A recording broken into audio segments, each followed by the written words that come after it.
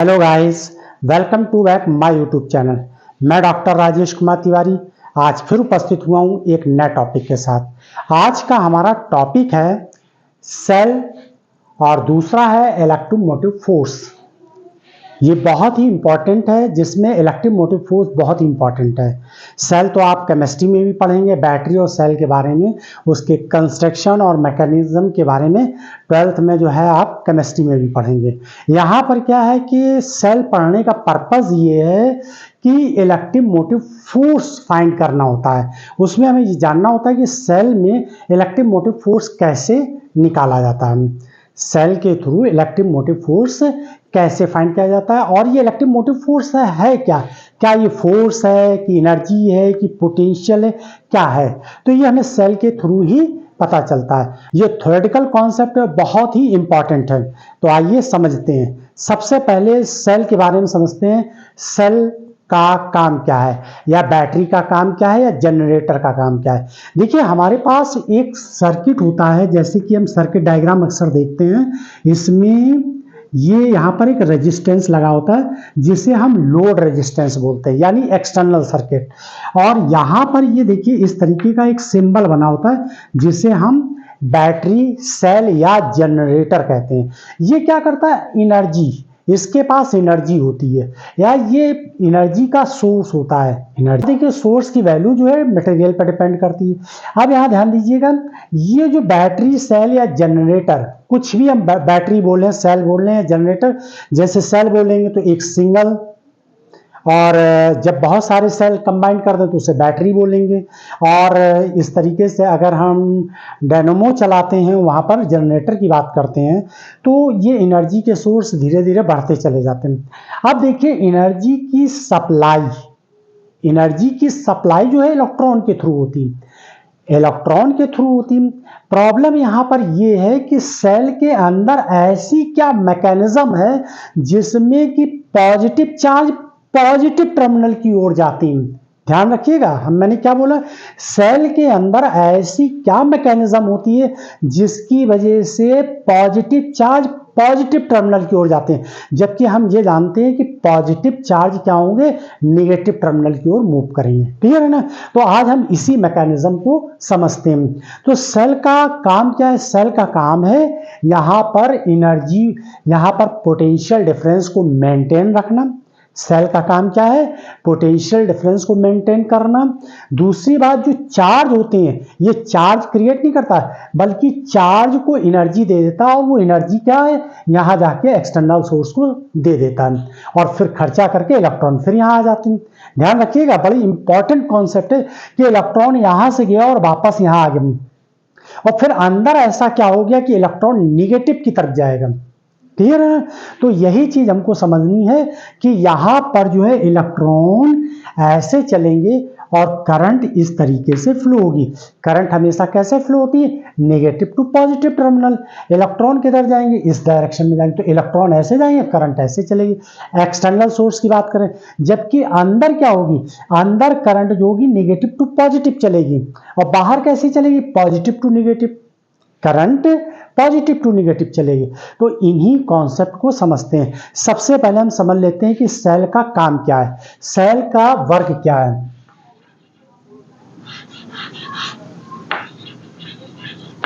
Cell का work देख लीजिए। सेल का वर्क क्या वर्क है, नंबर 1, सेल मेंटेन आप पोटेंशियल डिफरेंस, यानी टर्मिनल के बीच का जो पोटेंशियल डिफरेंस है उसको मेंटेन रखता है। पोटेंशियल डिफरेंस, एक तो ये पोटेंशियल डिफरेंस मेंटेन रखता है। सेल यहाँ पर, यहाँ जैसे ये पॉजिटिव है नेगेटिव, इस पोटेंशियल डिफरेंस को मेंटेन रखना, एक काम तो ये करता है। दूसरा काम क्या करता है, cell provides electrical energy to external circuit.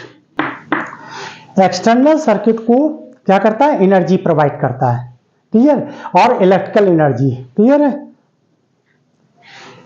Third, cell charge produce नहीं करते हैं, ना ही चार्ज प्रोड्यूस किए जा सकते हैं, ना डिस्ट्रॉय किए जा सकते हैं। तो cell do not produce charge, cell do not produce charge, या हम बैटरी भी कह लें या जनरेटर भी बोल दें, ये कोई भी चार्ज प्रोड्यूस नहीं करते। सिर्फ चार्ज यहाँ क्या करते हैं, चार्ज को ये एनर्जी देता है और वो चार्ज जो है एनर्जी को एक्सटर्नल सोर्स को प्रोवाइड कराता है और फिर वापस आ जाता है। क्लियर है? तो ये तो हो गया सेल का वर्क। अब हम सेल के मैकेनिज्म को समझते हैं। देखिए मैकेनिज्म के बारे में, ये एक हमने वेसल ले लिया, यहां पर एक इलेक्ट्रोड यहां डाल दिया, एक इलेक्ट्रोड इस जगह डाल दिया। ठीक है, हम इलेक्ट्रोड में ये कह सकते हैं कि मैंने ये इलेक्ट्रोड जो यहां पर और ये एक इलेक्ट्रोड यहां पर ले लिया और इसमें कुछ भी फिल नहीं किया, ये खाली है बर्तन। क्लियर? ये दो इलेक्ट्रोड हैं या दो प्लेट है, एक प्लेट ए है और ये प्लेट बी है, यानी ये प्लेट है, ये प्लेट ए है और प्लेट बी है। क्लियर है? इस पर जो है पॉजिटिव चार्ज है, क्लियर, और इस पर निगेटिव चार्ज है और इसमें कुछ भी अंदर फिल नहीं करा, ये ऐसे रखे हुए। अगर हम इसको एक वायर से कनेक्ट कर दें, कंडक्टर वायर से इसको कनेक्ट कर दें, क्या होगा? कनेक्ट कर दें तो क्या होगा, जो इसमें पॉजिटिव चार्ज है वो धीरे धीरे कहां चले जाएंगे, इस इलेक्ट्रोड के पास चले जाएंगे, या ऐसा भी हो सकता है कि ये निगेटिव चार्ज पॉजिटिव के पास चले जाएंगे। तो जब धीरे धीरे ये पॉजिटिव चार्ज यहां चले जाएंगे तो क्या होगा, ये न्यूट्रल हो जाएगी, यानी यहां पे सारे पॉजिटिव चार्ज खत्म हो जाएंगे, ये भी न्यूट्रल हो जाएगी और ये भी न्यूट्रल हो जाएगी। क्लियर है? अब ध्यान रखिए, अगर यहां पर हम पोटेंशियल देखते, ये जब वायर से कनेक्ट कर दिया, जब ने वायर से इसको कनेक्ट किया तो क्या हुआ, पॉजिटिव चार्ज इस पर आ गए, तो यानी इसका निगेटिव चार्ज क्या हो, धीरे धीरे रिड्यूस हुआ। तो जो पोटेंशियल डिफरेंस है वो कैसा हो जाएगा, पोटेंशियल डिफरेंस जो था दोनों के बीच में कैसा हो गया, जीरो हो जाएगा। पोटेंशियल डिफरेंस जीरो हो जाएगा, इसको हम शॉर्ट में पीडी बोलेंगे, वो जीरो हो जाएगा, यानी पोटेंशियल डिफरेंस जीरो हो जाए। और जब पोटेंशियल डिफरेंस जीरो हो जाएगा तो फिर करंट फ्लो ही नहीं होगी। क्लियर है ना? हमें इस पोटेंशियल डिफरेंस को मेंटेन रखना है। अब इस मेंटेन को रखने के लिए हम क्या करें, नेक्स्ट स्टेप पे आइए अब जरा। अब हम यहां पर एक सेल ले लेते हैं, ठीक है, और इस सेल में एक इलेक्ट्रोड ये डिप कर देते हैं और दूसरी इलेक्ट्रोड यहां पर ले लेते हैं। अब देखिए हम यहां पर फिर से एक सेल बनाते हैं। इस सेल में यहां पर ये एक ए प्लेट है और ये बी प्लेट है। क्लियर है? यहां पर हम क्या करते हैं, इलेक्ट्रोलाइट भर देते हैं। अब इस बर्तन में क्या करते हैं, इलेक्ट्रोलाइट फिल कर देते हैं। ये खाली हमने रखा था, लेकिन इसमें मैंने क्या किया, इलेक्ट्रोलाइट फिल कर दिया। तो इलेक्ट्रोलाइट फिल कर दिया, यानी यहां पर कोई सोल्यूशन भर दिया। अब कौन सा सोल्यूशन हमने भरा, यहां पर वो सोल्यूशन मैंने फिल किया, वो सोल्यूशन यहां पर फिल किया सल्फ्यूरिक एसिड। सल्फ्यूरिक एसिड यानी एक को सोल्यूशन ले लिया सल्फ्यूरिक एसिड का। क्लियर है? अब जो ये दो प्लेटें लगाई हैं उसमें एक प्लेट हम ले लेते हैं कॉपर की, ये है कॉपर की प्लेट, और ये प्लेट कैसी है, जिंक की। क्लियर है? ये कॉपर की प्लेट ले ली, ये जिंक की। इसमें क्या होगा, कॉपर जो है अपने से निगेटिव चार्ज रिलीज करेगा और ये प्लेट कैसी बन जाएगी, पॉजिटिव। ये नेगेटिव चार्ज यहां रिलीज कर देगा, पॉजिटिव हो जाएगी। और जिंक क्या करेगा, अपने से पॉजिटिव चार्ज रिलीज कर देगा। ध्यान रखिएगा, जिंक क्या करेगा, पॉजिटिव चार्ज रिलीज करेगा, तो ये प्लेट जिंक वाली कैसी हो जाएगी, निगेटिव हो जाएगी, और ये पॉजिटिव चार्ज ऐसे हो जाएंगे और निगेटिव चार्ज ये यहां होगा। क्लियर है? आप देखिए ये दोनों इलेक्ट्रोड हो गई, ये दोनों क्या हो गई, इलेक्ट्रोड हो गई। ये दोनों प्लेटें कैसे हुई, इलेक्ट्रोड हो गई। एक पॉजिटिव प्लेट बन गई, ये बी वाली कैसी हो गई, निगेटिव हो गई, और ए वाली प्लेट कैसी हो गई, पॉजिटिव हो गई। क्लियर है? ये कैसे पॉजिटिव हुई, कैसे निगेटिव हुई, इसके बारे में भी समझ लेते हैं।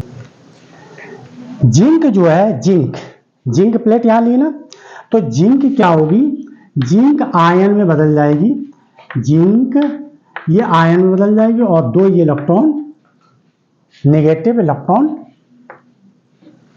ये इस तरीके से जिंक जो है जिंक आयन में कन्वर्ट हो जाएगी। क्लियर है। जो सल्फ्यूरिक एसिड है ये क्या होगा, ये इस तरीके से ब्रेक हो जाएगा। सल्फ्यूरिक एसिड एक्वस सॉल्यूशन है, तो ये 2H प्लस हाइड्रोजन आयन दे देगा, 2H प्लस यानी हाइड्रोजन आयन प्लस सल्फेट ये नेगेटिव में दे देगा। क्लियर है। अब यहां पर क्या होगा, ये जो सल्फेट है, जिंक, ये जिंक है प्लस आयन और ये सल्फेट आयन मिलके क्या बना देंगे, यहां पर जिंक सल्फेट बना देगा। क्लियर है। और जो ये हाइड्रोजन आयन है प्लस ये क्या करेगा, 2 इलेक्ट्रॉन यहां इसको मिल जाएंगे और इस तरीके से ये H2 बना देगा। क्लियर है। ये जो रिएक्शंस हुई हैं सेल के अंदर, इन सबको हम ऐड कर लें तो फाइनली देखते हैं रिजल्ट क्या बन रहा है। देखिए यहां जिंक है और कहीं जिंक नहीं, तो जिंक लिख दिया, ये प्लस और ये प्लस ऐसे कैंसिल कर दीजिए। ठीक है। फिर ये बचा H2S4 एरो, ये इलेक्ट्रॉन कैंसिल हो गए, ये हाइड्रोजन आयन, ये सल्फेट, तो यहां देखिए H2 प्लस जिंक सल्फेट बन जाएगा। क्लियर है। ये सेल के अंदर की रिएक्शन थी, केमिकल रिएक्शन। ठीक है ना, ये सेल के अंदर की केमिकल रिएक्शन है। हमें यहां पर यह समझना है कि केमिकल रिएक्शन से हो क्या रहा है, ये समझिए। अब ये तो सब केमिस्ट्री का काम है, मेन फिजिक्स, अब फिजिक्स चालू होती है यहां पर। देखिए यहां पर जिंक कैसी है, इलेक्ट्रोड नेगेटिव है, ये कैसी इलेक्ट्रोड है, पॉजिटिव है। क्लियर है। यहां पर जो चार्ज आए हैं, ये चार्ज, पॉजिटिव चार्ज जो ये रिलीज हुए, ये कहां जाएंगे, कॉपर प्लेट के पास। ये चार्ज जो है कहां जाएंगे, पॉजिटिव प्लेट के पास।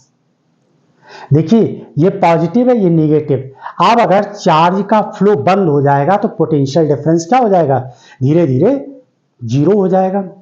अगर चार्ज का फ्लो बंद हो जाएगा अंदर तो पोटेंशियल डिफरेंस धीरे धीरे अल्टीमेटली क्या हो जाएगा, जीरो हो जाएगा। क्योंकि अगर हम इसको एक्सटर्नल सोर्स से जोड़ दें, यहां पर एक्सटर्नल सोर्स से जोड़ दें तो क्या होंगे, ये धीरे धीरे पॉजिटिव चार्ज इधर जाएंगे, इसके पास जाएंगे और ये क्या हो जाएंगे, यहां न्यूट्रल हो जाएगा। यही समझना है कि ये जो चार्ज मूव कर रहे हैं, इंपॉर्टेंट पॉइंट ये है कि जो ये देखिए नेगेटिव इलेक्ट्रोड है। अब यहां पर ये जो पॉजिटिव चार्ज है, ये पॉजिटिव चार्ज पॉजिटिव प्लेट के पास कैसे जाएंगे, नेगेटिव चार्ज जो कॉपर ने नेगेटिव चार्ज रिलीज किए, कॉपर ने रिलेटिव किए, कॉपर ने कौन से चार्ज रिलीज किए, नेगेटिव। प्लेट ए ने नेगेटिव रिलीज किए, प्लेट बी ने कैसे किए, पॉजिटिव चार्ज रिलीज किए। क्लियर। अब ये पॉजिटिव चार्ज पॉजिटिव इलेक्ट्रोड के पास कैसे जाएंगे, क्लियर है। इसका मतलब है कोई इसमें एक मैकेनिकल फोर्स काम कर रहा है, ये केमिकल फोर्स लग रहा है। केमिकल फोर्स की वजह से कोई एक केमिकल फोर्स ऐसा काम कर रहा है जो पॉजिटिव चार्ज को पॉजिटिव प्लेट की ओर मूव कर रहा है। क्लियर है। एक पॉजिटिव यानी कि पॉजिटिव चार्ज जो है कहां जा रहा है, पॉजिटिव प्लेट के पास जा रहा है। क्लियर है। तो इसका मतलब ये हुआ कि कोई एक केमिकल फोर्स है जो पॉजिटिव चार्ज को पॉजिटिव प्लेट की ओर मूव करा रहा है। क्लियर है। ध्यान दीजिएगा यहीं पे। तो इसका मतलब ये यहां पर कोई एक ऐसा फोर्स है जिसे हम कहेंगे नॉन इलेक्ट्रोस्टैटिक फोर्स, यानी ये केमिकल फोर्स काम कर रहा है यहां पर, केमिकल फोर्स। इस केमिकल फोर्स को हम नाम देंगे non electrostatic force. Electrostatics force काम कर रहा है। इसी नॉन इलेक्ट्रोस्टैटिक्स फोर्स को कहते हैं हम इलेक्ट्रिक मोटिव फोर्स। क्यों, क्योंकि पॉजिटिव चार्ज को पॉजिटिव प्लेट की ओर मूव कराया जा रहा है, नेगेटिव चार्ज को नेगेटिव प्लेट की ओर मूव कराया जा रहा है। क्लियर है ना? फिर से एक बार रिवाइज करवाते हैं। देखिए, दो हमने प्लेट इसके अंदर डाल दी, एक कॉपर की प्लेट, एक जिंक की प्लेट। कॉपर की प्लेट क्या करेगी, अपने से नेगेटिव चार्ज को रिलीज कर देगी, तो यहां पर ये कॉपर प्लेट कैसी हो जाएगी, पॉजिटिव हो जाएगी। क्लियर है?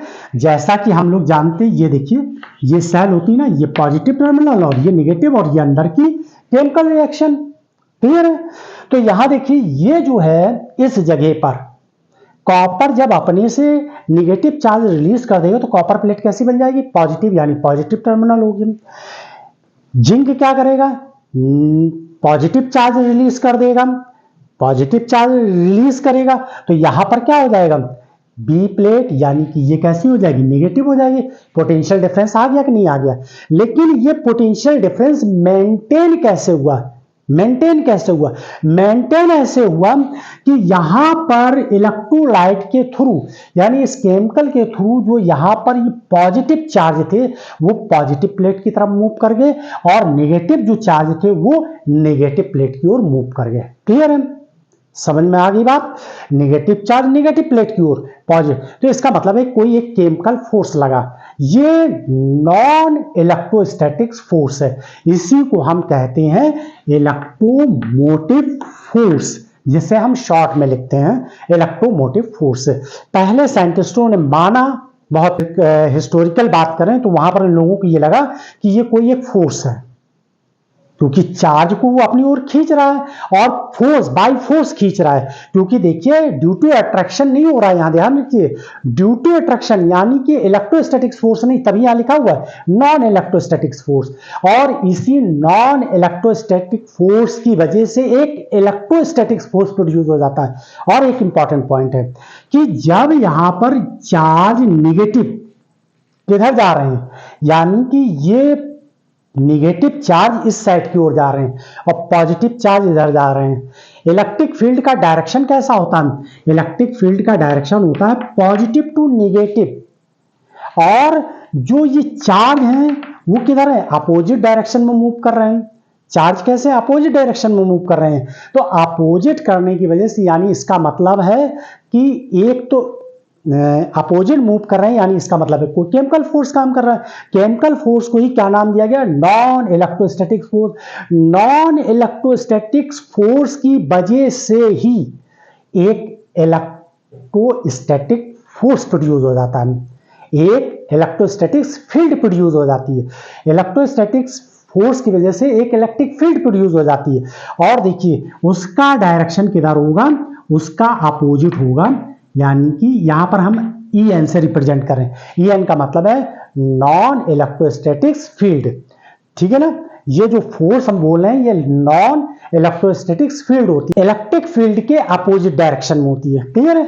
इलेक्ट्रिक फील्ड के अपोजिट, तो इन दोनों का सम कितना होगा, इन दोनों का, देखिए ये इलेक्ट्रोस्टैटिक्स फील्ड है और ये जो है नॉन इलेक्ट्रोस्टैटिक्स फील्ड है। क्लियर है? यहां पर अगर हम बाहरी सोर्स नहीं जोड़ रहे हैं, बाहरी सोर्स नहीं जोड़ रहे हैं, यानी कि एक्सटर्नल सोर्स नहीं जोड़ रहे हैं, तो यहां पर इलेक्ट्रिक फील्ड कैसी होगी, जीरो होगी।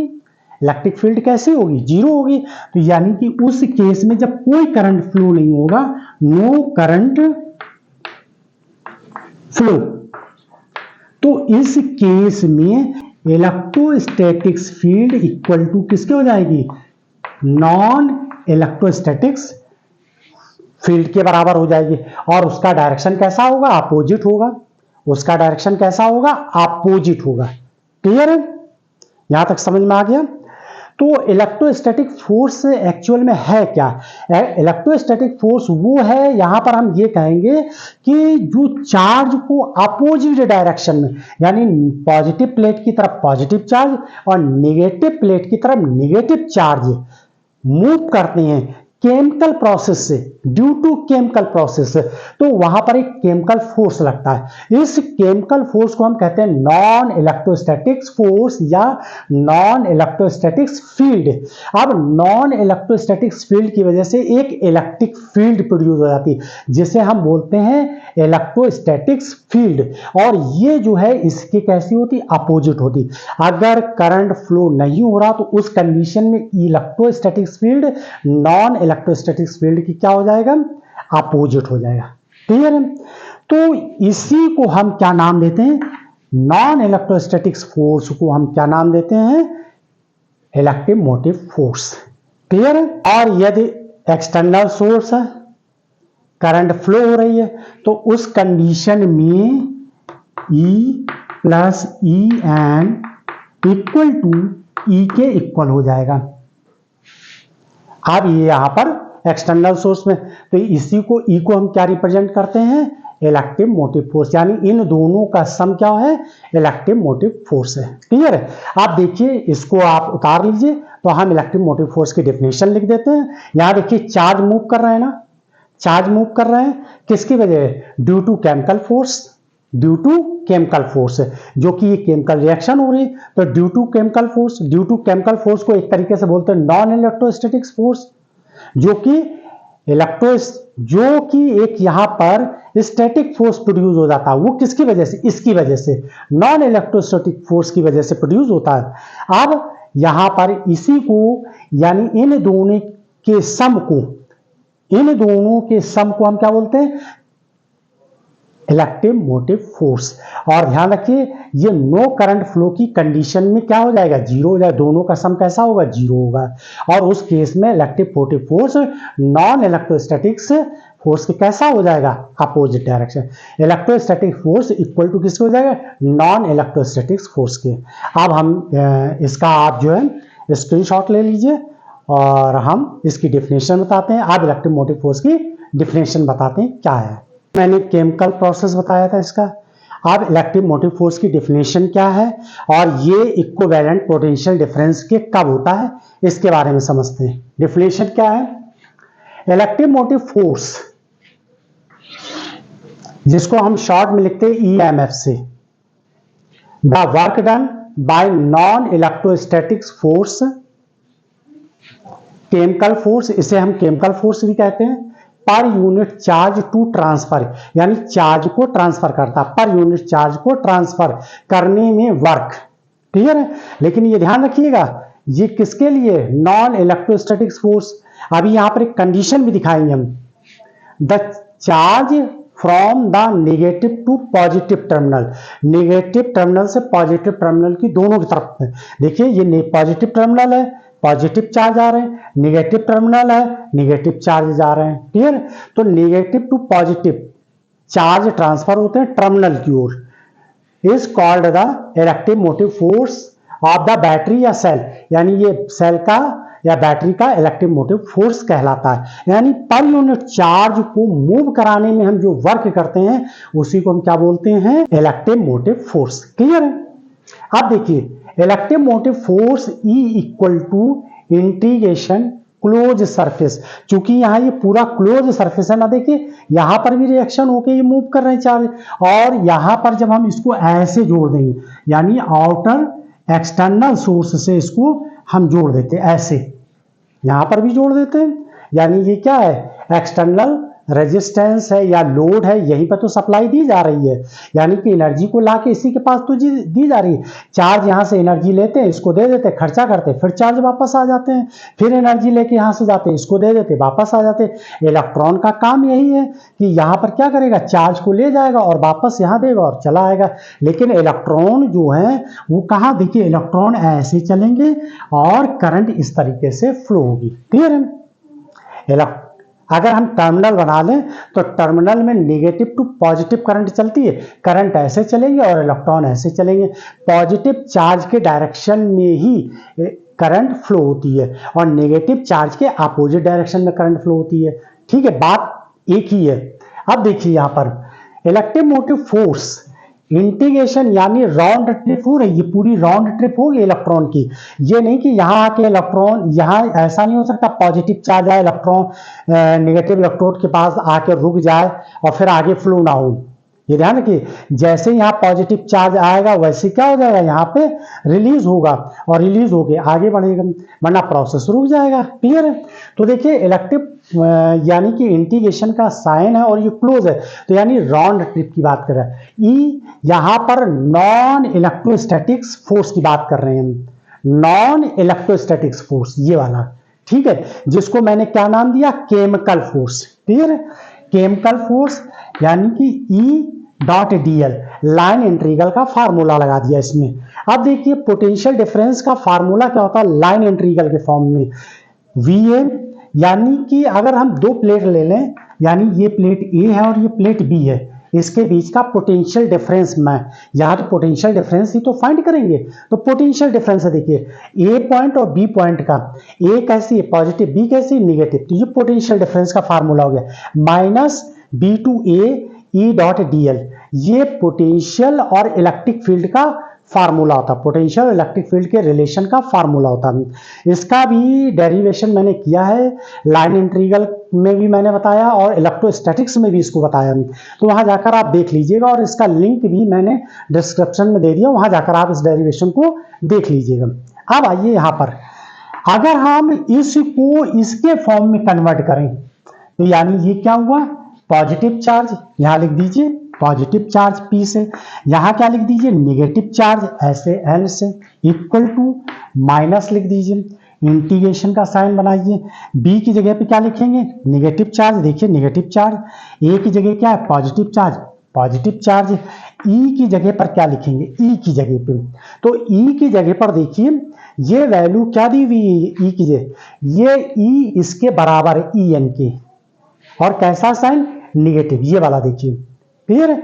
तो यहां पर ये इलेक्ट्रिक फील्ड है ना, कौन सी इलेक्ट्रिक फील्ड है, ध्यान रखिएगा कौन सी इलेक्ट्रिक फील्ड है, इलेक्ट्रोस्टैटिक्स इलेक्ट्रिक फील्ड है, इलेक्ट्रोस्टैटिक्स फील्ड है, और ये ई क्या है इलेक्ट्रोस्टैटिक्स फील्ड है, जो अपोजिट किसके होती है नॉन इलेक्ट्रोस्टैटिक्स फील्ड के बराबर होती है, तो यहां पर माइनस ई एन आ जाएगा। क्लियर है? और पॉइंट यानी डॉट डीएल ये वेक्टर क्वांटिटी है, ये माइनस माइनस प्लस हो जाएगा, यहाँ प्लस लिख दीजिए, यहां पर ये निगेटिव ये पॉजिटिव, और ये ई एन डॉट डीएल। अब ये क्या आया P VP minus V N, यही पोटेंशियल डिफरेंस है, यही क्या है पोटेंशियल डिफरेंस है। क्लियर है ना?